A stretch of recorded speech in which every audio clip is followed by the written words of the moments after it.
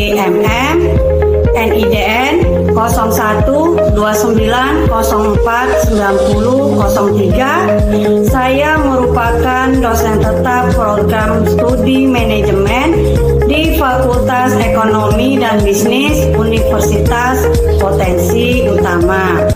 Tujuan video ini saya buat adalah untuk memenuhi salah satu syarat sertifikasi dosen 2026 di bidang pengajaran dalam unjuk kerja Tridharma Perguruan Tinggi atau sering disebut dengan PDD UKT PT Serdos 2026. Baiklah, saya akan menyampaikan mata kuliah tentang manajemen konflik dan negosiasi dengan kode mata kuliah DC 2020 MT 6341. Manajemen konflik dan negosiasi adalah mahasiswa mampu menjelaskan manajemen konflik baik dari definisi, ciri, dan jenis-jenis konflik yang muncul dalam organisasi atau perusahaan sehingga dapat memahami mengenai pentingnya faktor pemicu konflik dan memiliki kemampuan dalam mengelola dan mengatasi konflik yang terjadi. RPS ini memiliki 4 CPL, yaitu S05, hargai keanekaragaman budaya, pandangan, agama, dan kepercayaan, serta pendapat atau temuan orisinal orang lain. S06, bekerja sama dan memiliki kepekaan sosial terhadap kepedulian pada masyarakat dan lingkungan. KU01, mampu menerapkan pemikiran logis, kritis, sistematis, dan inovatif dalam konteks pengembangan atau implementasi ilmu pengetahuan dan teknologi yang memperhatikan dan menerapkan nilai humaniora yang sesuai dengan bidang keahliannya. KU05 mampu mengambil keputusan secara tepat dalam konteks penyelesaian masalah di bidang keahliannya berdasarkan hasil analisis informasi dan memiliki CPMK M1, M2, dan M3. Materi pembelajaran atau pokok bahasan dalam RPS ini yaitu 1. Ruang lingkup manajemen konflik, 2. Ciri-ciri konflik dan faktor penyebab konflik, 3. Tahapan-tahapan perkembangan ke arah terjadinya konflik, 4. Kemampuan sumber daya, 5. Jenis-jenis dan sumber-sumber konflik, 6. Aspek-aspek manajemen konflik, 7. Dampak konflik, 8. Strategi mengelola konflik, ke-9. Strategi mengatasi konflik, 10. Konflik spiritual, 11. Konflik lini dan staf, 12. Penanggulangan konflik lini dan staf, 13. Pendekatan situasi konflik, 14. Kasus manajemen konflik yang terjadi di dalam organisasi.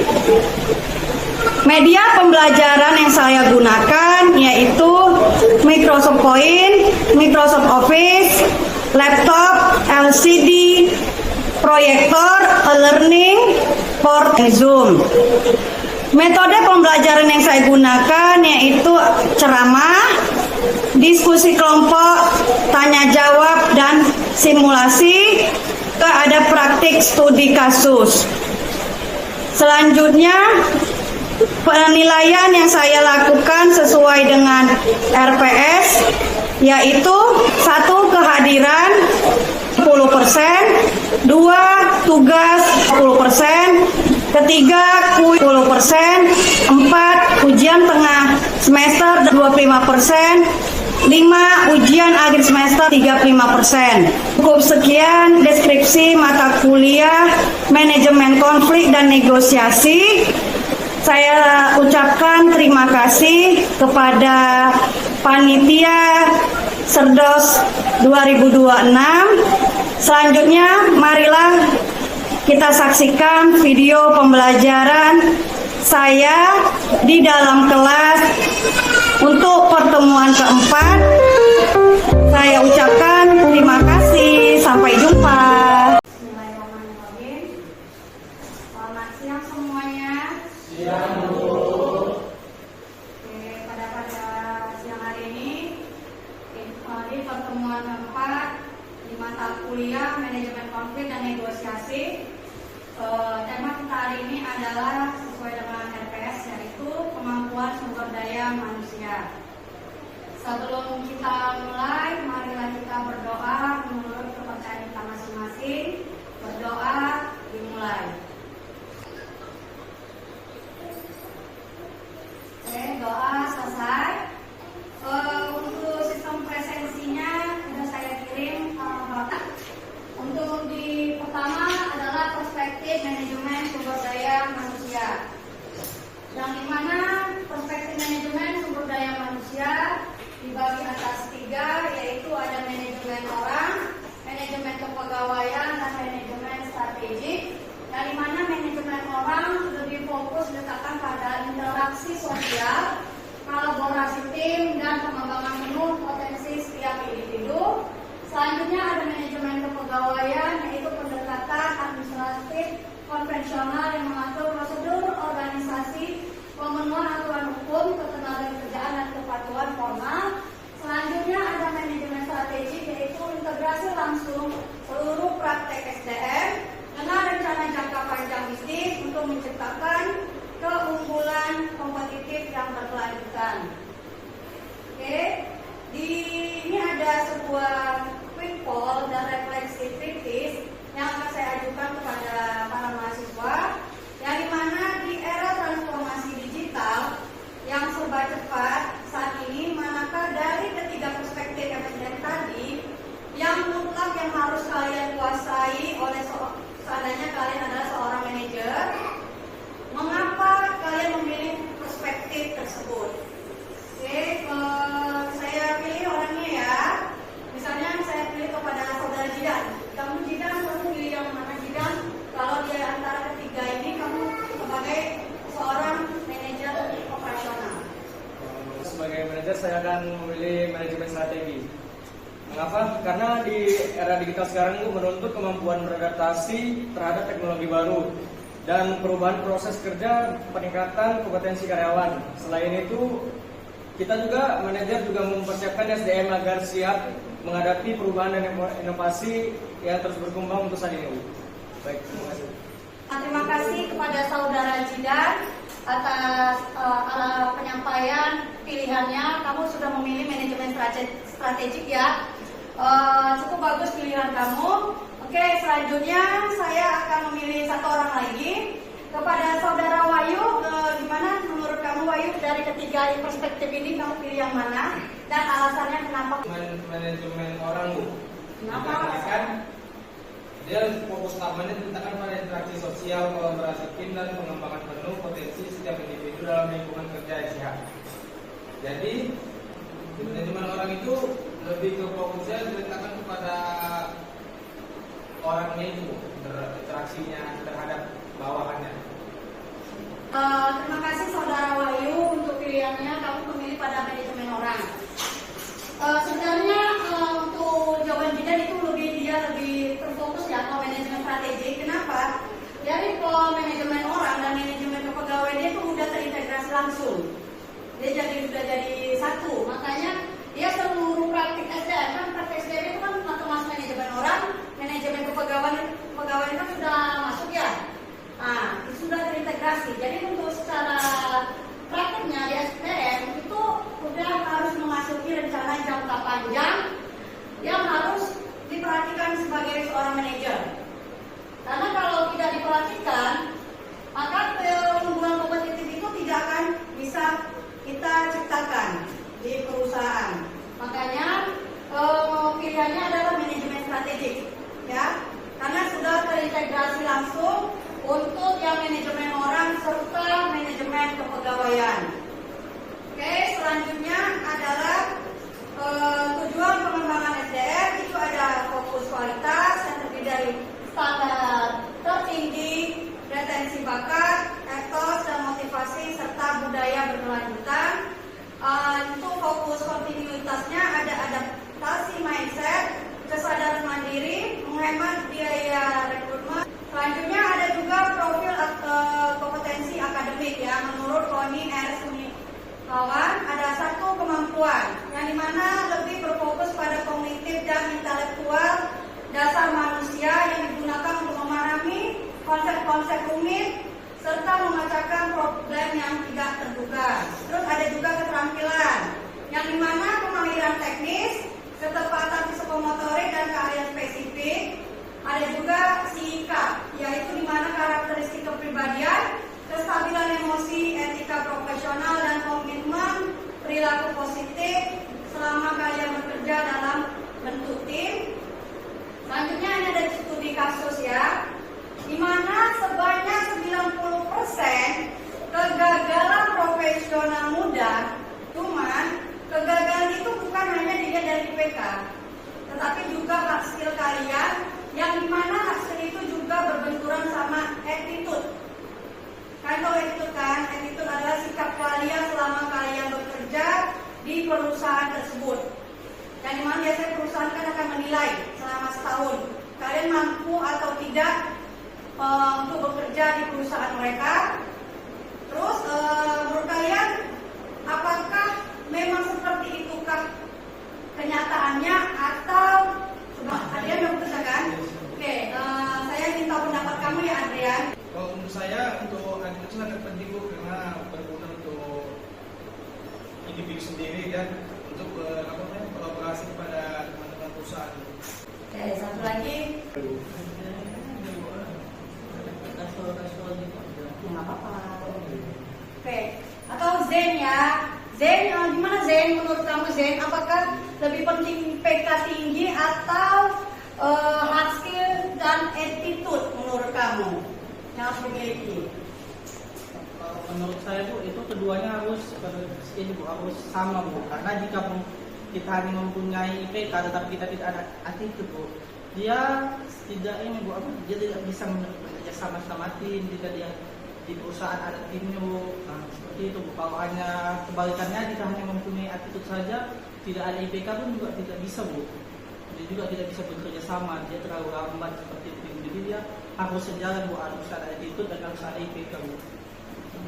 Oke, dari dua jawaban yang dipaparkan oleh teman kalian, walaupun IPK kalian tinggi, belum tentu itu menjamin ya. Kenapa? Perusahaan sekarang tidak hanya melihat dari IPK, tetapi bagaimana hard skill yang kalian punya dan attitude kalian selama di perusahaan. Karena dari sebelum dari perusahaan pun kita kampus juga ada kan, bagaimana seorang dosen menilai attitude mahasiswa selama perkuliahan. Itu ada penilaiannya. Selanjutnya ada definisi dan dampak jabatan strategis, yang dimana 20% jumlah jabatan strategis kritis terhadap proses bisnis. Yang menurut Wibisono, kelompok jabatan strategis adalah segelintir posisi di dalam organisasi yang memiliki peran paling vital dalam perbaikan rantai proses internal. Meski jumlahnya tidak banyak, kelompok inilah yang menghasilkan daya dongkrak terbesar terhadap keunggulan kompetitif jangka panjang perusahaan dibandingkan kelompok jabatan biasa lainnya. Terus ada juga program pengembangan SDM yang dilakukan oleh korporasi atau perusahaan. Ada program akademik, biasanya perusahaan akan memberikan pemberian beasiswa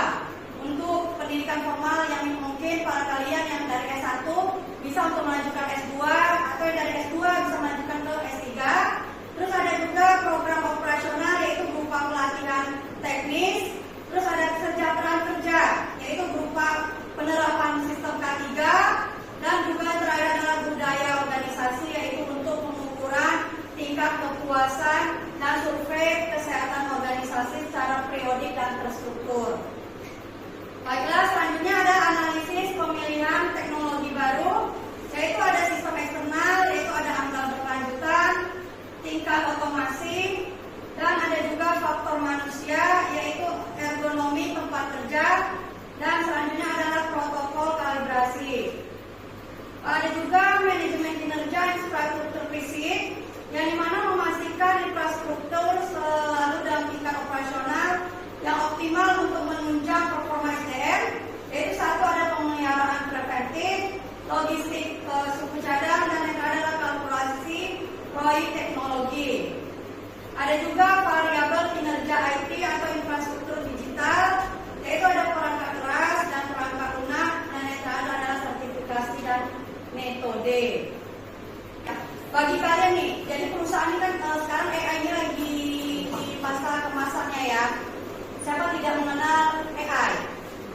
Menurut kalian, jika sebuah perusahaan memasang sebuah software AI dengan dana yang miliaran ya, tapi mayoritas karyawannya itu mungkin adalah mungkin yang sudah berumur, jadi mereka itu masih gagap teknologi ya. Apakah menurut kalian itu investasi teknologi itu bermanfaat atau musibah bagi kalian? Ayo, apa pimpinan mengeluarkan uang miliaran untuk sebuah software AI ini? Nanti ini masih mau mengeluarkan ya? Iya, menurut kalian itu gimana kalau mau? Kalau dari lewat pola pikir seorang manajer, nah bahwasanya perusahaan itu pengen mengeluarkan sebuah biaya untuk suatu AI atau program sebenarnya ini membantu pekerjaan perusahaan dalam mencapai. Tapi banyak karyawan yang masih gaptek. Nah, kalau kita sebagai manajer, di mana kita itu harus melakukan namanya pelatihan kepada seluruh karyawan agar AI yang kita terapkan dengan biaya yang sangat mahal itu berguna untuk jangka panjang pada perusahaan.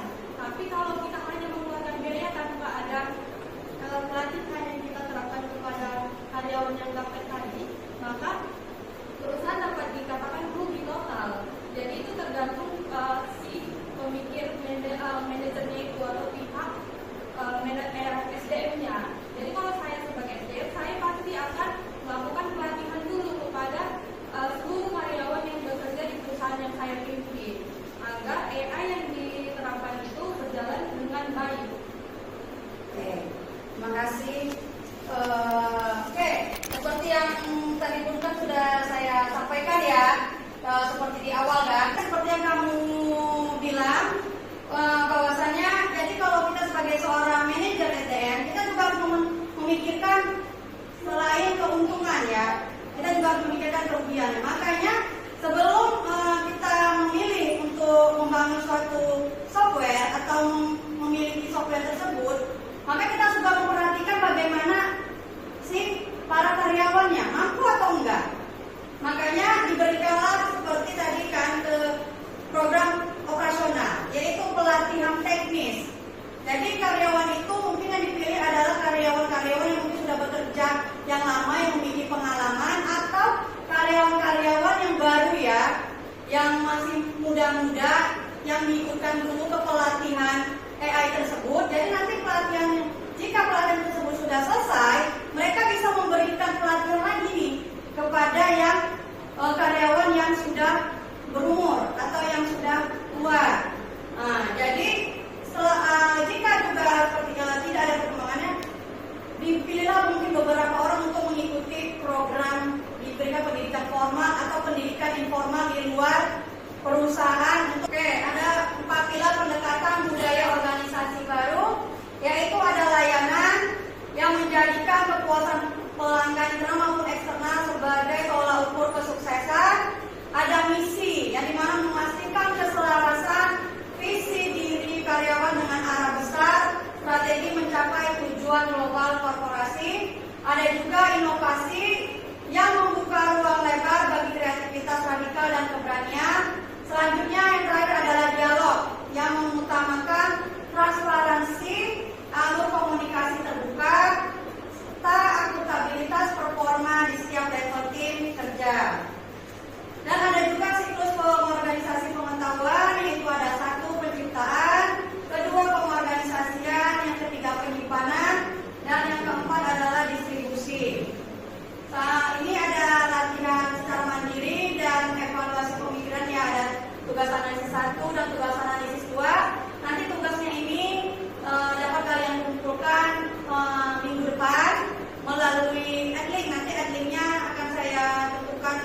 berapa bisa kalian upload dan terakhir jam pengumpulannya.